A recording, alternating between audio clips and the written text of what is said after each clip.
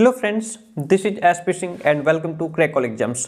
प्यारे दोस्तों, बात करेंगे सीटेट जुलाई 2024 को टारगेट करते हुए जो हमारी एसएसटी की क्लासेस हैं वो कंटिन्यू हैं। ठीक है, अभी 2 बजे आपने क्लास में देखा हम पॉलिटी पढ़ रहे थे। पॉलिटी का जो फर्स्ट चैप्टर वो हमने कवर किया और यहाँ पे अब हम बात करेंगे हिस्ट्री की। हिस्ट्री का चैप्टर 3 है ये।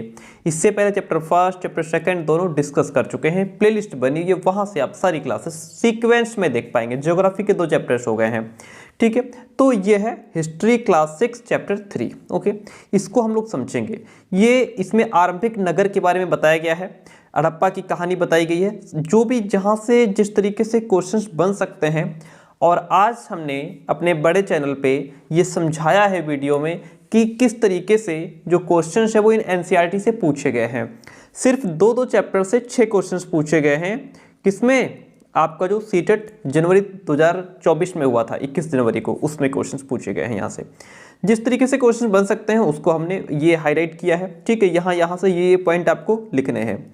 जब भी क्लास हो तो आप अपना कॉपी पेन लेकर के बैठिए, क्योंकि ये जो अंडरलाइन है, ये जो हमारा हाईलाइट हमने किया है लाइनों को, यहीं से आपके क्वेश्चंस बनेंगे और शॉर्ट नोट्स आप साथ में बनाते चलिए। तो ये आपको बिल्कुल जो एंड टाइम आएगा आपका एग्जाम का, बिल्कुल जब आपका एग्जाम नज़दीक होगा तब ये शॉर्ट नोट्स आपको बहुत काम आएंगे। ठीक है, चलिए ये सब चीज़ें आज हम लोग पढ़ने वाले हैं। जो एक्स्ट्रा है उसको नहीं पढ़ेंगे, फालतू की चीज़ें जितनी ज़रूरत है वो पढ़ेंगे। चलिए आइए शुरू करते हैं। देखिएगा, चैनल पर नए हों तो सब्सक्राइब जरूर कीजिएगा।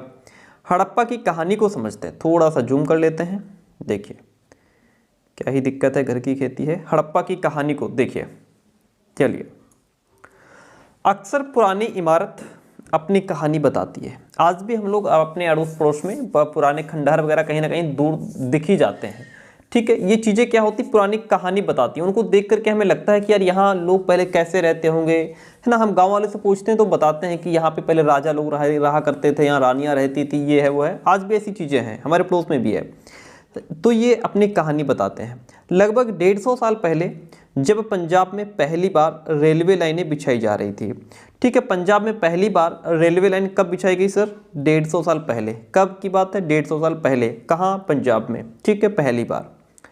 तो इस काम में जुटे इंजीनियरों को अचानक हड़प्पा पुरास्थल मिला। हड़प्पा पुरास्थल मिला जब वो लाइनें बिछा रहे थे, जो आधुनिक पाकिस्तान में है। ओके, प्रेजेंट टाइम हड़प्पा पुरास्थल कहाँ है? ये आधुनिक पाकिस्तान में है। ठीक है, ये जो जहाँ ये लाइनें बिछी जा रही थी, ये भी प्रेजेंट पाकिस्तान में है। उन्होंने सोचा कि ये ऐसा खंडहर है जहाँ से अच्छी ईंटें मिलेंगी। जो हड़प्पा पुरास्थल मिला, वो जो वहाँ पे वर्कर्स थे, इंजीनियर थे, उन्होंने क्या सोचा कि ये जो हमें पुरास्थल मिला है, इससे हमें क्या होगा, अच्छी ईंटें मिलेंगी और इन अच्छी ईंटों को हम प्रयोग कर पाएंगे अपने इस काम में जो हम काम कर रहे हैं, लाइनें बिछाने का। ये सोचकर वे हड़प्पा के खंडहरों से हजारों ईंटें उखाड़ ले गए, जिससे उन्होंने रेलवे लाइनें बिछाई। इससे हुआ क्या, कई इमारतें पूरी तरह उन लोगों ने नष्ट कर दी, ईंटें निकाल करके। ठीक है, जहाँ से और भी कुछ जानकारी हमको मिल सकती थी, इतिहासकारों को मिल सकती थी, लेकिन हुआ क्या, उन्होंने उनको जड़ से उखाड़ दिया और अपनी रेलवे लाइन बिछा ली। उसके बाद लगभग 80 साल पहले पुरातत्वविदों ने इस स्थल को ढूंढा। पुरातत्वविदों ने हड़प्पा पुरास्थल को 80 साल पहले ढूंढा था। ठीक है, लेकिन जब लाइन बिछाई जा रही थी तो उसके इंजीनियर जो थे वो 150 साल पहले इसको पहले उखाड़ ले गए थे। ओके, चलिए अब देखिए आगे बढ़ते हैं। ये खंडहर उपमहाद्वीप के सबसे पुराने शहरों में से एक है। जो हड़प्पा पुरास्थल है, यह खंडहर जो है वो उपमहाद्वीप के सबसे पुराने शहरों में से एक है। अगर आपसे पूछ ले कि उपमहाद्वीप के सबसे पुराने शहरों में से कौन सा स्थल आता है, तो वह हड़प्पा पुरास्थल आता है। डियर फ्रेंड, कौन सा? हड़प्पा पुरास्थल जो है। चूंकि इस नगर की खोज सबसे पहले हुई थी, इसीलिए बाद में मिलने वाले इस तरह के सभी पुरास्थलों में जो इमारतें और चीज़ें मिली, उन्हें हड़प्पा सभ्यता की इमारतें कहा गया, क्योंकि वो सबसे पहले मिला था। तो उसके बेस पे ऐसे नगर जो बाद में मिले, उनका भी नाम रख दिया गया। ओके, चलिए, इन शहरों का निर्माण लगभग 4700 साल पहले हुआ था। ये जो हड़प्पा पुरास्थल जो सभ्यता है, जो ये नगर हैं, इनका निर्माण कब हुआ? 4700 साल पहले। कब हुआ? 4700 साल पहले। ठीक है, आगे बढ़ते हैं। ये जो नगर थे इनकी विशेषताएं क्या थी, आइए थोड़ा सा इनके बारे में भी जान लेते हैं। क्या विशेषताएं थी इनकी। इन नगरों में से कई को 2 या उससे ज़्यादा हिस्सों में विभाजित किया गया। कई को जो है कि 2 भागों में जो नगर हुआ करते थे, कुछ को 2 भागों में या कुछ को 3 या 4 भागों में भी डिवाइड कर दिया गया। प्रायः पश्चिमी भाग छोटा था लेकिन ऊंचाई पर बना था। ये जो नगर थे इनका जो पश्चिमी भाग था वो छोटा था लेकिन वो ऊंचाई पर बना था। और इन नगरों के जो पूर्वी हिस्सा था इनका वो बड़ा था लेकिन वो निचले इलाके में था। ऊंचाई वाले भाग को पुरातत्वविदों ने नगर दुर्ग कहा है। किसको कहा है? हड़प्पा सभ्यता के जो नगर थे, जो है ऊंचाई वाले भाग पर जो बने थे उनको नगर दुर्ग कहा गया है।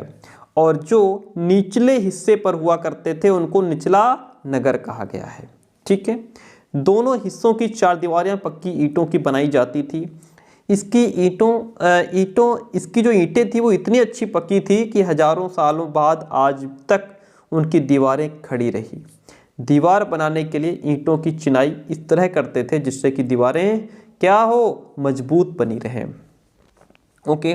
कुछ नगरों के नगर दुर्ग में कुछ खास इमारतें बनाई गई थी। मिसाल के तौर पर मोहनजोदड़ो में खास तालाब बनाया गया था जिसे पुरातत्वविदों ने महान स्नानागार कहा है। ठीक है। महान स्नानागार कहाँ है? तो ये मोहनजोदड़ो में बनाया गया था, एक खास प्रकार का तालाब है। इस तालाब को बनाने में ईंट और प्लास्टर का इस्तेमाल किया गया था। इसमें पानी का रिसाव रोकने के लिए प्लास्टर के ऊपर चारकोल की परत चढ़ाई गई थी। ये जो तालाब था इसमें 2 तरफ से उतरने के लिए सीढ़ियां बनाई गई थी और चारों ओर कमरे बनाए गए थे। ठीक है। चलिए, इसमें भरने के लिए पानी कुएं से निकाला जाता था। किसमें? महान स्नानागार में। ठीक है, जो कि एक प्रकार का तालाब था। कहाँ था? मोहनजोदड़ो में। ठीक है। तो क्या था कि इसमें भरने के लिए पानी कुएं से निकाला जाता था। उपयोग के बाद इसे खाली कर दिया जाता था। शायद यहाँ विशिष्ट नागरिक विशेष अवसरों पर स्नान किया करते थे, यानी कि कुछ जैसे कोई फेस्टिवल त्यौहार हो गया या कुछ ऐसा कोई सभा बुलाई गई या और भी कोई है ना मीटिंग्स वगैरह, तो उसमें यहाँ विशिष्ट नागरिक, जो विशेष नागरिक हुआ करते थे वो विशेष अवसरों पर यहाँ स्नान किया करते थे। किसमें? महान स्नानागार में है, जो कहाँ है? मोहनजोदड़ो में। मोहनजोदड़ो क्या है? ये क्या है? इसमें एक खास तालाब बनाया गया था, उसको महान स्नानागार नाम दिया गया। कालीबंगा और लोथल जैसे अन्य नगरों में अग्निकुंड मिले हैं। Point to be noted, note कीजिए तुरंत। अग्निकुंड कहाँ मिले हैं? कालीबंगा और लोथल जैसे जो नगर थे इनमें अग्नि के कुंड भी मिले हैं जिनमें अग्नि जलाई जाती थी, आग जलाई जाती थी, जहाँ संभवतः यज्ञ किए जाते होंगे भाई। और उन अग्निकुंडों का जो है कि कुंडों का क्या होगा? उसमें यज्ञ ही किए जाते होंगे। हड़प्पा, मोहनजोदड़ो और लोथल जैसे कुछ नगरों में बड़े बड़े भंडार गृह भी मिले हैं। ओके, इतनी बात क्लियर हो गई। Very good. अब ये जो पिक्चर यहाँ पे दी है, यहाँ पे लिखा है कि इसमें कुछ आरंभिक नगर हैं। ठीक है। आरंभिक नगर में जैसे कि यहाँ पे आपका क्या हो गया, ये है जैसे धौलावीरा है। ओके। और जैसे मोहनजोदड़ो कहाँ है? सिंधु नदी पर है। ठीक है। कालीबंगा का है? राखीगढ़ी पर है। हड़प्पा कहाँ है? रावी नदी पर है। ठीक है। ये चीज़ें आपको यहाँ पे याद रखनी है। ओके। ये उपमहाद्वीप के आरंभिक नगर हैं। ये चेनाब नदी है, ये झेलम नदी है, ये झेलम है, ये चेनाब है, ये रावी नदी है। ओके। और इसी के किनारे हड़प्पा सभ्यता है। ओके। आगे बढ़ते हैं। तो जिसकी हम बात कर रहे थे महान स्नानागार की, जो कि जहाँ पे जो है कि किसी विशेष जो विशेष नागरिक हुआ करते थे किसी विशेष मौके पर ही इसमें स्नान करते थे। ठीक है। चलिए आगे बढ़ते हैं। भवन, नाले और सड़कें की बात कर लेते हैं थोड़ी सी। इन नगरों के घर आमतौर पर 1 या फिर 2 मंजिले हुआ करते थे, जो नगर होते थे। ठीक है, हड़प्पा के। और घर के आंगन के चारों ओर कमरे बनाए जाते थे। अधिकांश घरों में एक अलग स्नानागार होता था, स्नान घर होता था, और कुछ घरों में कुएं भी होते थे जिससे लोग पानी भी पिया करते थे। ठीक है। अब ये हड़प्पा के नगरों में ईंटों की चुनाई देखिए किस तरीके से होती थी, यहाँ पे दिया गया है। कई नगरों में ढके हुए नाले थे। इन्हें पढ़ लीजिए, बहुत इंपॉर्टेंट नहीं है लेकिन पढ़ना जरूरी है। देखिए, कई नगरों में क्या है कि ढके हुए नाले थे। इन्हें सावधानी से सीधी लाइन में बनाया जाता था। किनको? नालों को। हर नाली में हल्की ढलान भी हुआ करती थी ताकि पानी आसानी से बह जाए। अक्सर घरों की नालियों को सड़कों की नालियों में से जोड़ दिया जाता था। जो बाद में बड़े नालों में मिल जाती थी। नालों के ढके होने के कारण इनमें जगह जगह पर मेन होल भी बनाए गए थे, जिनके जरिए इनकी देखभाल और सफाई की जा सके। जरूरत पड़ने पर अंदर से गंदा कचरा उन होल के माध्यम से बाहर निकाला जा सके। घर, नाले और सड़कों का निर्माण योजनाबद्ध तरीके से एक साथ ही किया जाता था। ओके, चलिए ये चीज़ हो गई। अब आगे बढ़ते हैं, फिर नगरीय जीवन की बात करते हैं। यहाँ से नगरीय जीवन में क्या है, हड़प्पा के नगरों में बड़ी हलचल रहा करती होगी। जो हड़प्पा के नगर थे उनमें बड़ी हलचल रहा करती होगी। यहाँ पर ऐसे लोग रहते होंगे जो नगर की खास इमारतें बनाने की योजना में जुटे रहते थे, कि नगर की जो इमारतें हैं, जो खास इमारतें हैं, उनको कैसे बनाया जाए, ये बैठे बैठे प्लान करते होंगे ये लोग। ठीक है, इसी में जुटे रहते थे। ये संभवतः यहाँ के शासक हुआ करते थे। ये भी संभव है कि ये शासक लोगों को भेजकर दूर दूर से धातु, बहुमूल्य पत्थर और अन्य उपयोगी चीज़ें भी मंगवाते थे। ठीक है, ताकि उससे नए नए तरीके की इमारतें बनाई जा सकें। शायद शासक लोग खूबसूरत मनकों और सोने चांदी से बने आभूषणों जैसी कीमती चीज़ों को अपने पास रखते होंगे। इन नगरों में लिपिक भी होते थे, जो मोहरों पर तो लिखते ही थे और शायद अन्य चीज़ों पर भी लिखते होंगे जो बच नहीं पाई है। लिपिक किन्हें कहते हैं, जो है कि हड़प्पा सभ्यता के समय मोहरों पर लिखते थे, उन्हें लिपिक कहा गया है। ठीक है, लिपिक कौन है, मोहरों पर लिखने वाले थे ये। इसके अलावा नगरों में शिल्पकार स्त्री पुरुष भी रहते थे। ठीक है, यहाँ पे आप देख पा रहे हैं, ये जो पिक्चर है इसमें दिया है कि सबसे ऊपर मोहनजोदड़ो की एक सड़क और उसमें बना नाला है। इसमें क्या है, मोहनजोदड़ो की बनी एक सड़क है, ये सड़क है, और साइड में क्या है, ये नाला निकाला गया है। ठीक है, और क्या है कि बाईं और नीचे हड़प्पा की एक मोहर है। यहाँ पे ये जो है ये एक मोहर है। ठीक है, हड़प्पा की ही एक मोहर है ये। इस मोहर के ऊपर एक चिन्ह खास लिपि में लिखा हुआ है। एक चिन्ह जो है, इस मोहर के ऊपर के चिन्ह एक खास लिपि में है। ये जो चिन्ह है ये एक लिपि लिखी हुई है। ओके, कुछ लिखा हुआ है इस पर। उपमहाद्वीप में पाए गए लेखन का यह प्राचीनतम उदाहरण है और विद्वानों ने इसे पढ़ने की कोशिश की है, लेकिन अभी तक ये पता नहीं चल पाया है कि आखिर इसका मीनिंग है क्या। दाईं ओर पक्की मिट्टी के कुछ खिलौने भी नजर आ रहे हैं। ठीक है, और फिर लिखा है कि ऊपर एक कुआं भी तो है। ये देखिए यहाँ पे एक कुआं भी है, गांव में भी देखने को मिल जाएंगे। तो इसके अलावा नगरों में शिल्पकार स्त्री पुरुष भी रहते थे, जो अपने घरों या किसी उद्योग स्थल पर तरह तरह की चीज़ें भी बनाते होंगे। लोग लंबी यात्राएं भी करते थे और वहाँ से उपयोगी वस्तुएं भी लाया करते थे, और साथ ही लाते थे सुदूर देशों की किस्से कहानियाँ, कि हम उस देश में गए, ठीक, वहाँ ऐसी परिस्थिति है, ऐसे लोग रहते हैं, हम लोग इस तरीके से रह रहे हैं, वो लोग ऐसे रह रहे हैं। क्योंकि पहले जो है ये सब चीज़ें नहीं थी, इंटरनेट नहीं था, तो एक दूसरे, ना तो फ़ोन था, तो फिर एक दूसरे से जाकर के ही पता लगता था कि यहाँ की कंडीशन ये है। मिट्टी से बने कई खिलौने भी मिले हैं जिनसे बच्चे खेलते भी होंगे, जाहिर सी बात है। चलिए आगे बढ़ते हैं, इतनी बातें क्लियर हो गई। देखिए कुछ चीज़ें हैं जो बहुत इंपॉर्टेंट होती हैं, कुछ चीज़ों को सिर्फ पढ़ना होता है जिससे आप कॉन्सेप्ट को समझ पाएँ। चलिए नगर और नए शिल्प की बात कर लेते हैं। आओ अब कुछ ऐसी चीज़ों के बारे में समझेंगे जो हड़प्पा के नगरों से प्राप्त हुई हैं। हड़प्पा के नगरों से क्या क्या प्राप्त हुआ है। देखिए पुरातत्वविदों को जो चीज़ें वहाँ मिली हैं उनमें अधिकतर पत्थर, शंख, तांबे, कांसे, सोने और चांदी जैसी धातुओं से बनाई गई थी। कहाँ, हड़प्पा के नगरों में। ये हड़प्पा के नगरों से चीज़ें मिली हैं जो किससे बनाई गई हैं, ये पत्थर, शंख, तांबे, कांसे, सोने और चांदी से बनाई गई हैं। तांबे और कांसे से औजार, हथियार, गहने और बर्तन बनाए जाते थे। ठीक है, औजार हो गए, हथियार, गहने हो गए, बर्तन, ये किससे बनते थे, तांबे और कांसे से। सोने और चांदी से गहने और बर्तन ही सिर्फ बनाए जाते थे। ओके, अब देखिए यहाँ मिली सबसे आकर्षक वस्तुओं में मन के बाट और फलक ही है, जो यहाँ पे ये इतनी आकर्षक चीज़ें मिली है। कहाँ, हड़प्पा के नगरों से। पूछ लेगा आपसे कि जो है मन के बाट और फलक कहाँ मिले हैं, तो मन के बाट और फलक जो है ये हड़प्पा के नगरों से प्राप्त हुए हैं। इधर देखिए ऊपर पत्थर के बाट, देखो ये क्या है, ये पत्थर के बाट हैं। कितने ध्यान से और उपयुक्त तरीके से इन बाटों को बनाया गया है। इन्हें चर्ट पत्थर से बनाया गया था।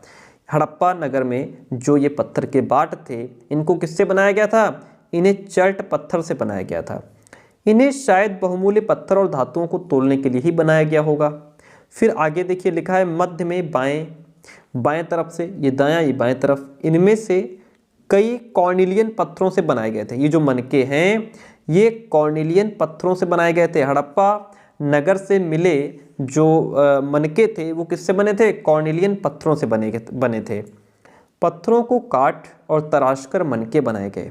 इनके बीच छेद किए गए ताकि धागा डाल करके माला बनाई जा सके। मध्य में दाएं पत्थर के धारदार फलक हैं। ये क्या है? ये पत्थर के धारदार फलक हैं, इनमें धार जो है मतलब भरा है। ठीक है। नीचे दाएं कढ़ाईदार वस्त्र, ये कढ़ाईदार वस्त्र है। एक महत्वपूर्ण व्यक्ति की पत्थर से बनी मूर्ति जो मोहनजोदड़ो से मिली थी। ये जो मूर्ति थी वो कहाँ से मिली थी? तो यह व्यक्ति की जो मूर्ति है वो मोहनजोदड़ो से प्राप्त हुई थी। इसमें उसे कढ़ाईदार वस्त्र पहने हुए दिखाया गया है कि जो आदमी है ये, इसने कढ़ाईदार वस्त्र पहने हुए हैं। ठीक है, यहाँ तक बात क्लियर हो गई। अब आपको यहाँ पे याद ये रखना है कि जो हड़प्पा के नगर थे उसमें जो है काफ़ी चीज़ें हमें प्राप्त हुई हैं। उनमें अधिकतर जैसे पत्थर, शंख, तांबे, सोने, चांदी जैसे धातुएं जो है बनाई गई थी। ओके, ये जो वहाँ मिली है। तांबे और कांसे से औजार, हथियार, गहने, बर्तन बनाए जाते थे। सोने और चांदी से गहने और बर्तन बनाए जाते थे। ठीक है, और यहाँ पे सबसे आकर्षक वस्तुएं जो है वो मन के बाट और फलक हैं। ये चीज़ें आपको याद रखनी। जो पत्थर के बाट हैं वो भी हड़प्पा के नगर से प्राप्त हुए थे, जो कि चट पत्थर से थे, चट पत्थर से बने हुए थे। और जो मनके थे वो कॉर्निलियन पत्थरों से बने हुए थे। हड़प्पा सभ्यता के लोग पत्थर की मोहरें बनाते थे। पॉइंट टू बी नोटेड, लिख लीजिए तुरंत इसको। ठीक है, हड़प्पा सभ्यता के लोग पत्थर की मोहरें बनाया करते थे। मोहरें किसकी? पत्थर की। इन आयताकार मोहरों पर सामान्यतः जानवरों के चित्र मिलते हैं। हड़प्पा सभ्यता के लोग काले रंग से डिजाइन किए हुए खूबसूरत लाल मिट्टी के बर्तन बनाते थे। अभी हमने उस दिन हिस्ट्री के क्वेश्चंस कराए हैं, तो उसमें ये क्वेश्चन दिया हुआ है। ओके, ये क्वेश्चन रिपीटेड है। तो हड़प्पा सभ्यता के जो लोग थे वो काले रंग से डिजाइन किए हुए खूबसूरत लाल मिट्टी के बर्तन, जो बर्तन होते थे वो लाल मिट्टी के होते थे। डिजाइन उसको ये लोग काले रंग से कर देते थे तो और सुंदर देखने में लगता था। ठीक है, संभवतः 7000 साल पहले मेहरगढ़ में कपास की खेती होती थी। Point to be noted, note कीजिए, लिख लीजिए। मेहरगढ़ में कपास की खेती कब होती थी? लगभग 7000 साल पहले। मोहनजोदड़ो से कपड़े के टुकड़ों के अवशेष, चांदी के एक फूलदान के ढक्कन तथा कुछ अन्य तांबे की वस्तुओं से चिपके हुए मिले हैं। ठीक है, मोहनजोदड़ो से कपड़े के टुकड़ों के अवशेष भी मिले हैं। ये कहाँ मिले हैं? ये चांदी के एक फूलदान के ढक्कन और कुछ अन्य तांबे की वस्तुएं थी उनसे चिपके हुए मिले हैं। पक्की मिट्टी और फेंस से बनी तकलियां सूत कताई का संकेत देती हैं। पक्की मिट्टी और फेंस क्या है आगे समझते हैं इसको। अभी ये देखिए यहाँ पे फेंस दिया हुआ है, इसको अभी यहाँ से समझेंगे फेंस होता क्या है। चलिए, अब ये कुछ और कंटेंट दिया है, इसको थोड़ा सा समझ लेते हैं क्या लिखा है भाई इसमें। ठीक है, चेहरा आकर्षक ढंग से बनाया गया, उसकी दाढ़ी इतनी अच्छी दर्शाई गई है, किसी भी मुद्दे काम ही हो सकता है। चलिए समझ लेते हैं। इनमें से अधिकांश वस्तुओं का निर्माण जो है वो विशेषज्ञों ने किया था। बहुत सारी चीज़ें हैं जिनको विशेषज्ञों ने खुद बनाया था। विशेषज्ञ कौन है? विशेषज्ञ उसे कहते हैं जो किसी खास चीज़ को बनाने के लिए खास प्रशिक्षण लेता है। जैसे पत्थर तराशना हो गया, मनके को चमकाना हो गया, या फिर मोहरों पर पच्चीकारी करना हो गया, ये सब चीज़ें है ना। आगे क्या लिखा है कि मूर्ति का चेहरा कितने आकर्षक ढंग से बनाया गया। ये जो मूर्ति का चेहरा है ये किसने बनाया है? विशेषज्ञों ने बनाया है। ठीक है, तो कितने ढंग से बनाया गया है और इसकी दाढ़ी कितनी अच्छी तरह से दर्शाई गई, ये किसी विशेषज्ञ मूर्तिकार का ही काम हो सकता है। हर व्यक्ति विशेषज्ञ नहीं हो सकता था। ये पता नहीं है कि क्या सिर्फ पुरुष ही ऐसे कामों में प्रशिक्षण हासिल करते थे, ठीक है, या फिर केवल महिलाएं थी। शायद कुछ महिलाएं और पुरुष दोनों ही इस काम में दक्ष थे जो ये काम करते थे। अब यहाँ पे हम समझ रहे थे कि ये फेंस क्या होता है। ऊपर क्वेश्चन आया था कि फेंस क्या होता है। चलिए देखिए, पत्थर और शंख प्राकृतिक तौर पर पाए जाते हैं। जो पत्थर हैं, शंख हैं, ये प्राकृतिक तौर पर यानी कि प्रकृति से हमें मिल जाते हैं, नदी पहाड़ों में मिल जाते हैं। लेकिन फेंस को कृत्रिम रूप से तैयार किया जाता है। कृत्रिम का मतलब जिसको मानव ने बनाया है, जिसको मानव निर्माण करता है, जिसका वो कृत्रिम कहलाता है। बालू या स्फटिक पत्थरों के चूर्ण को गोंद में मिला करके उनसे वस्तुएं बनाई जाती थी। पॉइंट टू बी नोटेड, इसको ध्यान से पढ़ लीजिए। इतना लिखा है, फेंस को कृत्रिम रूप से तैयार किया जाता था, यानी कि इसको मानव खुद निर्माण करता था। बालू या स्फटिक पत्थरों के चूर्ण को गोंद में मिला करके उनसे वस्तुएं बनाई जाती थी। उसके बाद उन वस्तुओं पर एक चिकनी परत चढ़ाई जाती थी। इस चिकनी परत के रंग अक्सर नीले या हल्के समुद्री हरे हुआ करते थे। फेयंस से मनके, चूड़ियाँ, बाले और छोटे बर्तन बनाए जाते थे। फेयंस से क्या बनता था? मनके हो गया, चूड़ियाँ हो गई, बाले हो गए, छोटे बर्तन हो गए, ये सब चीज़ें उसी से बनती थी। आगे बढ़ते हैं कच्चे माल की खोज में। आप देखिए जो यहाँ से समझते हैं कच्चा माल क्या होता है। कच्चा माल उन पदार्थों को कहते हैं जो या तो प्राकृतिक रूप से मिलते हैं, यानी कि जो नेचुरल मिलते हैं, या फिर किसान या पशुपालक उनका उत्पादन खुद करते हैं। जैसे लकड़ी या धातुओं के अयस्क प्राकृतिक रूप से उपलब्ध कच्चे माल है। भाई लकड़ी है, ठीक है, लकड़ी क्या है? ये प्राकृतिक है, जिसको हमें नेचर ने दिया है, प्रकृति ने हमको दिया है, ठीक है। लकड़ी हो या जैसे बहुत सारी धातुएं हैं, इनके अयस्क प्राकृतिक रूप से उपलब्ध ये कच्चे माल होते हैं। इनसे फिर कई तरह की चीज़ें बना ली जाती हैं। जैसे लकड़ी है, इससे बहुत सारी चीज़ें बनाई जाती हैं। मिसाल के तौर पर किसानों के द्वारा पैदा किए गए कपास को कच्चा माल कहते हैं, जिससे बाद में कताई बुनाई करके कपड़ा तैयार कर लिया जाता है। हड़प्पा में लोगों को कई चीज़ें वहीं मिलती थी, लेकिन तांबा, लोहा, सोना, चांदी, बहुमूल्य पत्थरों जैसे पदार्थों का वे दूर दूर से आयात करते थे। जो हड़प्पा के लोग थे वो क्या करते थे, उनको काफ़ी चीज़ें तो वहीं मिल जाती थी, लेकिन बाकी चीज़ों के लिए उन्हें दूसरी देशों पर, दूसरी जगह पर डिपेंड रहना पड़ता था। आगे बढ़ते हैं, यहाँ से पॉइंट को समझिए। हड़प्पा के लोग तांबे का आयात संभवतः आज के राजस्थान से करते थे। अब इसको नोट कीजिए, लिख लीजिए, तुरंत लिखिए। हड़प्पा के लोग जो थे वो तांबे का आयात कहाँ से करते थे? तांबे का आयात ये आज के राजस्थान से करते थे, संभवतः आज के राजस्थान से, जो आज राजस्थान है। यहाँ तक कि पश्चिम एशियाई देश ओमान से भी तांबे का आयात किया जाता था। पश्चिम एशियाई देश जो ओमान है वहाँ से भी तांबा आता था, ठीक है, हड़प्पा के लोग मंगाते थे। कांसा बनाने के लिए तांबे के साथ मिलाई जाने वाली जो धातु टिन है, टिन का आयात आधुनिक प्रेजेंट में जो ईरान और अफगानिस्तान है वहाँ से किया जाता था। सोने का आयात आधुनिक जो कर्नाटक है वहाँ से किया जाता था, और बहुमूल्य पत्थर का आयात गुजरात, ईरान और अफगानिस्तान से किया जाता था। आई बात समझ में? आपसे यहाँ से क्वेश्चन पूछ सकता है कि जो है हड़प्पा के लोग तांबा कहाँ से मंगाते थे, या जैसे जो है कि टिन का आयात कहाँ से होता है, तो टिन का आयात जो है कहाँ से होता था? ये ईरान अफगानिस्तान से होता था। सोने का आयात कर्नाटक से होता था। बहुमूल्य पत्थर का आयात गुजरात, ईरान और अफगानिस्तान से किया जाता था। आगे बढ़ते हैं। अब यहाँ पे क्या है कि चलो ये कुछ खास नहीं है, यहाँ से समझते हैं नगरों में रहने वालों के लिए भोजन की व्यवस्था कैसे होती थी। समझिए पॉइंट को, बहुत इंपॉर्टेंट नहीं है, यहाँ से कुछ की क्वेश्चन पूछिएगा, लेकिन पढ़ना जरूरी है, हम कॉन्सेप्ट को छोड़ नहीं सकते इसको। नगरों में रहने वालों के लिए भोजन कैसे पहुँचता था। लोग नगरों के अलावा गाँव में भी रहते थे। ऐसा नहीं कि सिर्फ नगरों में ही रहते थे, गाँव में भी रहते थे। वे अनाज उगाते थे और जानवर पालते थे। किसान और चरवाहे ही शहरों में रहने वाले शासकों, लेखकों और दस्तकारों को सामान देते थे। कौन देते? किसान, ठीक है, जो कि गांव में रहकर के फसल उगाते थे। वो नगरों में बैठे लोगों को ये सब चीज़ें पहुंचाने का काम करते थे। पॉइंट कहता है पौधों के अवशेषों से पता चलता है, यानी कि जो अवशेष, जो कुछ थोड़ा बहुत बचा है पहले से, जो पहले पौधे होते थे, कुछ जल गए या किसी तरीके से जो उनका अवशेष है, उनसे पता चलता है कि हड़प्पा के लोग गेहूं, जौ, दालें, मटर, धान, तिल और सरसों उगाते थे। ठीक है, हड़प्पा, नोट कीजिए, हड़प्पा के लोग क्या उगाते थे? हड़प्पा के लोग गेहूं, जौ, दालें, मटर, धान, तिल और सरसों उगाते थे। जमीन की जुताई के लिए हल का प्रयोग एक नई बात थी यहाँ पे। हड़प्पा काल के तो हल तो नहीं बच पाए हैं, क्योंकि वे प्रायः लकड़ी से बनाए जाते थे जो कि नष्ट हो गए। ठीक है, लेकिन हल्के आकार के खिलौने मिले हैं हड़प्पा नगर में। हड़प्पा सभ्यता में क्या है, हल्के जो आकार के कुछ खिलौने मिले हैं, तो वहाँ से ये अनुमान लगाया जाता है कि उस समय के लोग हल का प्रयोग करते थे। ठीक है, इस क्षेत्र में बारिश कम होती है, इसलिए सिंचाई के लिए लोगों ने कुछ तरीके अपनाए होंगे। भाई बारिश कम होती है, जाहिर सी बात है, तो सिंचाई के लिए कुछ तो करते होंगे। संभवतः पानी का संचय किया जाता होगा, पानी को इकट्ठा किया जाता होगा, उसको बचाया जाता होगा, और जरूरत पड़ने पर उससे फसलों की सिंचाई भी होती होगी।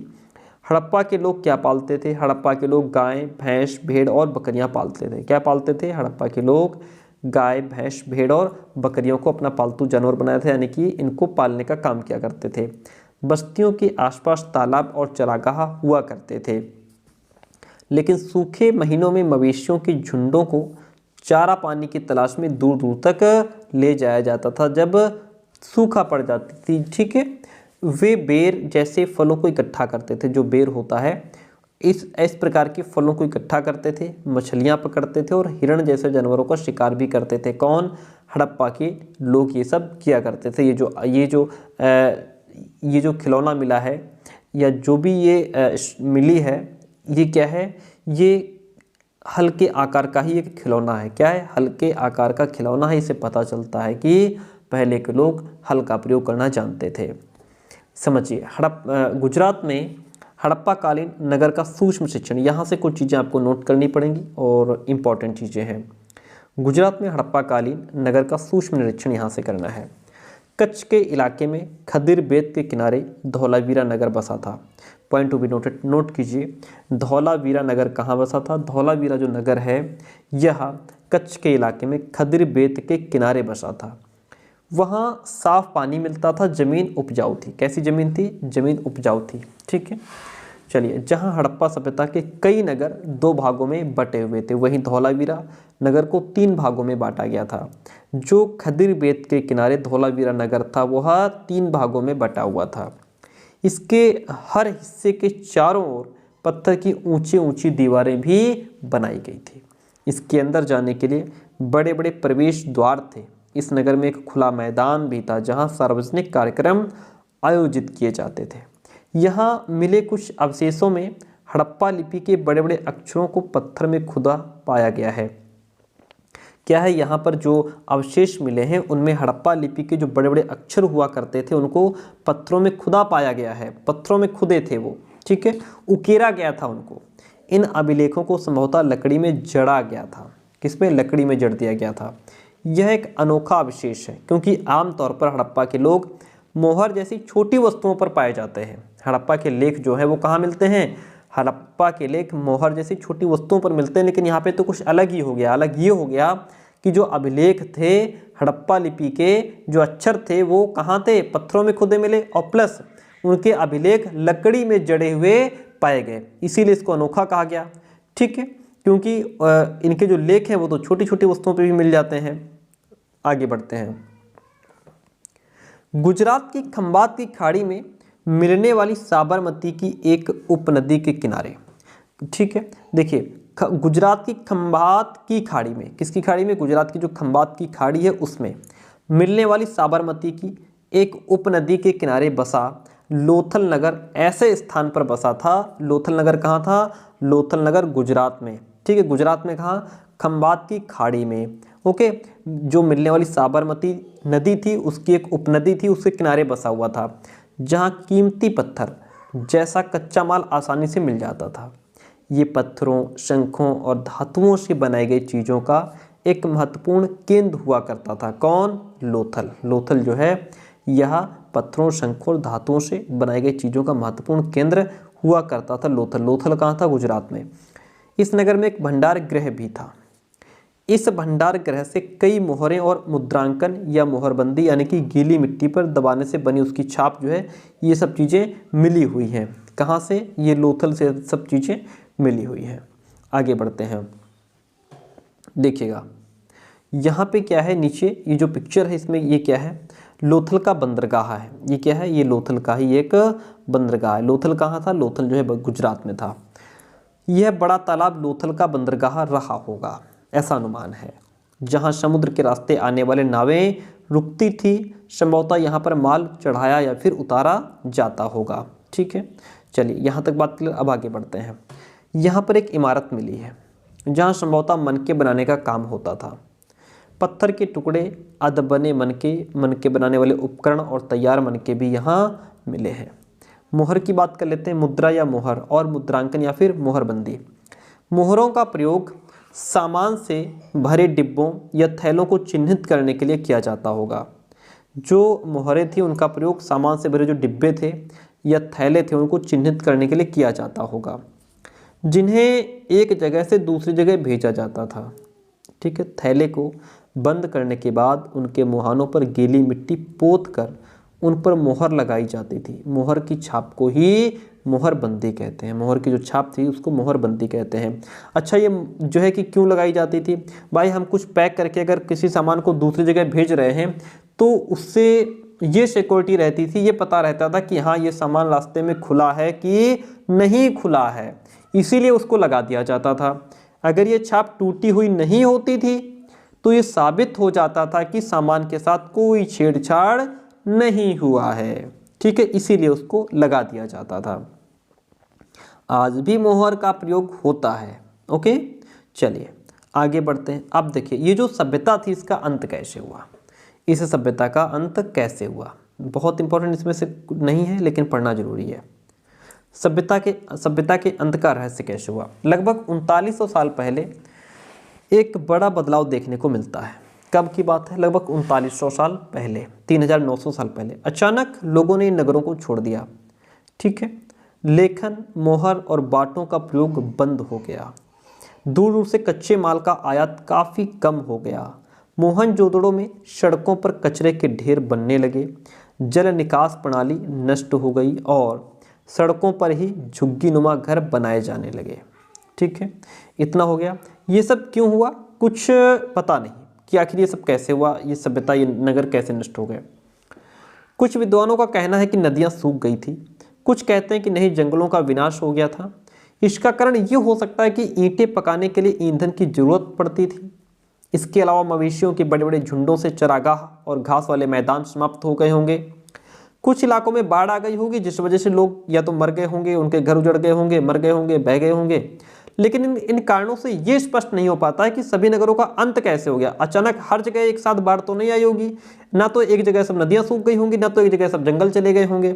ऐसा एकदम से अचानक कैसे हो गया, ये कुछ क्लियर नहीं। ऐसा लगता है कि शासकों का नियंत्रण समाप्त हो गया।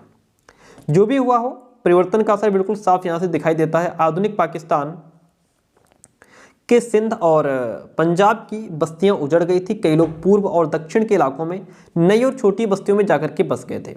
इसके लगभग 1400 साल बाद नए नगरों का विकास हुआ। कब?